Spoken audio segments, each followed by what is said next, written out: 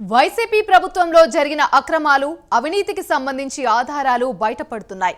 విచారణలో అప్పటి అధికారులు, నాయకుల ఘనకార్యాలపై నివేదికలు రెడీ అయ్యాయంటున్నారు. మదనపల్లి ఫైల్స్ దగ్ధంలో నివేదిక, డొల్ల కంపెనీలతో మాజీ సిఐడి చీఫ్ సంజయ్ దోపిడీ, ఆక్సిజన్ ప్లాంట్ల పేరుతో గనుల వెంకట్రెడ్డి ఘనకార్యాలపై ఆధారాలు లభ్యమయ్యాయని చెప్తున్నారు. అయినా వాటిపై చర్యలకు ప్రభుత్వం మీనమేషాలు లెక్కిస్తుండడం చర్చనీయాంశంగా మారింది.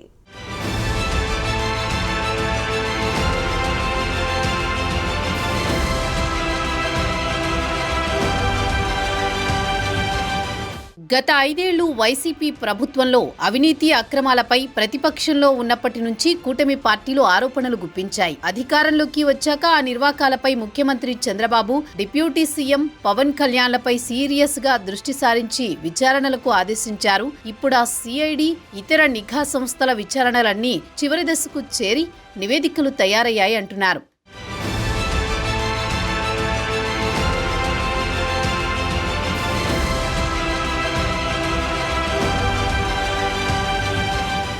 మదనపల్లి సబ్ కలెక్టర్ ఆఫీసులో ఫైల్స్ దగ్ధం పెద్ద కలకలమే రేపింది. దానిపై తక్షణం స్పందించిన సీఎం చంద్రబాబు డీజీపీని హెలికాప్టర్లో స్పాట్కు పంపించారు. ఇప్పుడు మదనపల్లి సబ్ కలెక్టర్ ఆఫీసుకు పథకం ప్రకారమే నిప్పు పెట్టారని రెవెన్యూ శాఖ ప్రాథమికంగా నిర్ధారించింది.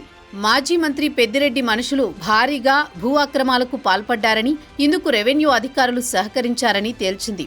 ఈ అక్రమాలను సమాధి చేసేందుకే ఆఫీసుకు నిప్పు పెట్టారని విచారణలో గుర్తించింది. ఈ కేసులు మదనపల్లి మాజీ ఆర్టీఓ మురళి ఇప్పటికే అరెస్టయ్యారు.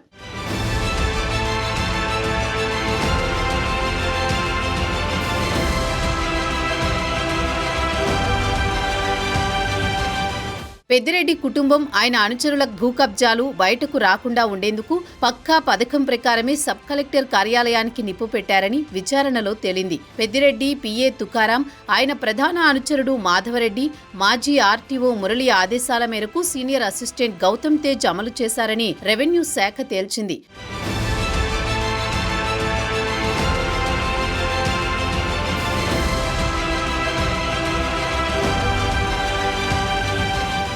ఇక వైసీపీ ప్రభుత్వ అరాచకాలకు కొమ్ము కాసిన సీనియర్ ఐపీఎస్ అధికారి ఎన్ సంజయ్ అక్రమాలు తవ్వే కొద్దీ బయటపడుతున్నాయి. గతంలో అగ్నిమాపక డైరెక్టర్ జనరల్ గా, సిఐడి విభాగాధిపతిగా పనిచేసిన ఆయన అధికారిక హోదాల్ని దుర్వినియోగం చేసి దోపిడీకి పాల్పడ్డారు. డొల్ల కంపెనీతో కుమ్మక్కై ప్రజాధనాన్ని దోచుకున్నారు. అగ్నిమాపక శాఖకు సంబంధించిన ఎన్ఓసీలను ఆన్లైన్లో జారీ చేసి కాంట్రాక్ట్ ని, మొబైల్ యాప్ అభివృద్ధి, నిర్వహణ, 150 ట్యాబ్ల సరఫరా కాంట్రాక్ట్ ను సిఐడి తరపున ఎస్సీ ఎస్టీ అట్రాసిటీ నిరోధక చట్టంపై దళితులు, గిరిజనులకు అవగాహన సదస్సుల నిర్వహణ కాంట్రాక్టును నిబంధనలకు విరుద్ధంగా సంజయ్ అస్మదీయులకు కట్టబెట్టారన్న ఆరోపణలున్నాయి.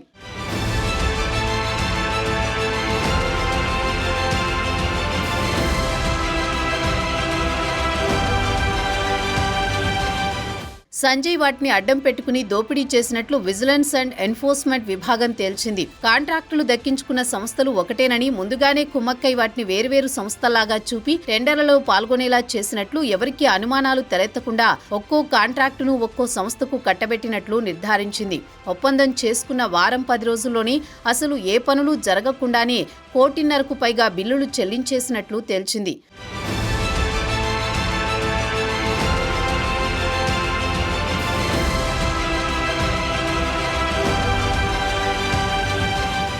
కాంట్రాక్టులు దక్కించుకున్న క్రిత్యాప్, సౌత్రికా టెక్నాలజీస్ సంస్థలు ఎక్కడున్నాయని విజిలెన్స్ అధికారులు విచారణ చేపట్టగా విస్మయపరిచే విషయాలు వెలుగు చూశాయి. క్రిత్యాప్ టెక్నాలజీస్ ప్రైవేట్ లిమిటెడ్ ఉనికిలోనే లేదని, అదొక డొల్ల కంపెనీ అని తేలింది. క్రిత్యాప్ టెక్నాలజీస్, సౌత్రికా టెక్నాలజీస్ రెండూ ఒకే సంస్థలని, వాటిలో ఒకటి డొల్ల కంపెనీ అని నిర్ధారించుకున్నారు.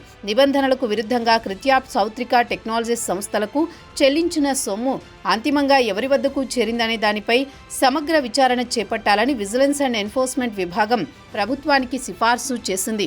దీనిపై సిఐడి, ఏసీబీతో విచారణ జరిపేందుకు ప్రభుత్వం సిద్ధమవుతోంది. అప్పుడే సంజయ్కు సంబంధించిన మరిన్ని అక్రమాలు బయటకొచ్చే అవకాశం ఉంది.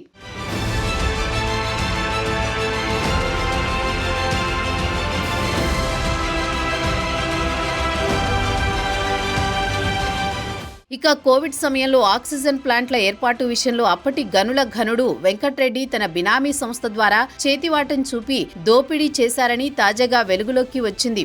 అప్పట్లో రైల్వే కోడూరు సిహెచ్సిలో, రాజంపేట ఆసుపత్రిలో ఒక్కో ఆక్సిజన్ ప్లాంట్ ఏర్పాటుకు ఏపీఎండీసీ టెండర్లు పిలిచింది. మైనింగ్ సంస్థ అయిన ఏపీఎండీసీకి వైద్యపరమైన అనుభవం లేదు.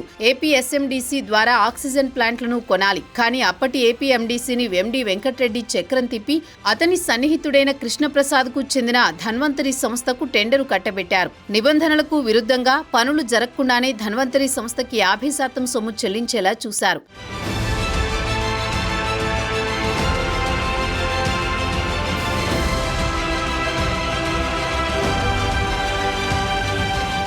తర్వాత ప్లాంట్ల ఏర్పాటు జరగకపోయినా మిగిలిన డబ్బు కోసం వెంకట్రెడ్డి ద్వారా ధన్వంతరి యజమాని కృష్ణప్రసాద్ 2 ఏళ్లుగా ఒత్తిడి తెచ్చారు.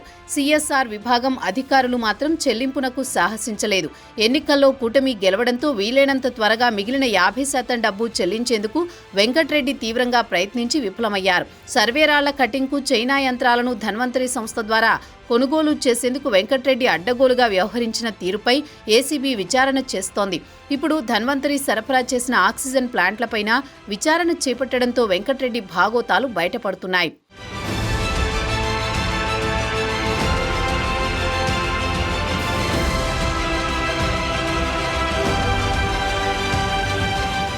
ప్రతిపక్షంలో ఉన్నప్పటి నుంచే టీడీపీ, జనసేన నేతలు వైసీపీ ప్రభుత్వ అక్రమాలపై విచారణలు చేశారు. తాజాగా విచారణల్లో అప్పటి ఆరోపణలన్నీ నిజమని తేలుతున్నాయి. అయినా ఆ అవినీతి తిమింగలాలపై చర్యలకు ప్రభుత్వం మీనమేషాలు లెక్కపెడుతుండడం చర్చనీయాంశంగా మారింది. కక్షపూరిత చర్యలు ఉండవని చెప్పిన CM Chandrababu, deputy CM Pavan కళ్యాణ్లు తప్పు చేసిన వారిని మాత్రం వదిలిపెట్టమని ప్రకటించారు. వారు చెప్పినట్లుగానే చట్ట పరిధుల్లో జరుగుతున్న విచారణలో అవినీతి భాగోతాలు బయటపడుతున్నాయి. మరి చర్యలకు ముహూర్తం ఎప్పుడు ఫిక్స్ అవుతుందో చూడాలి.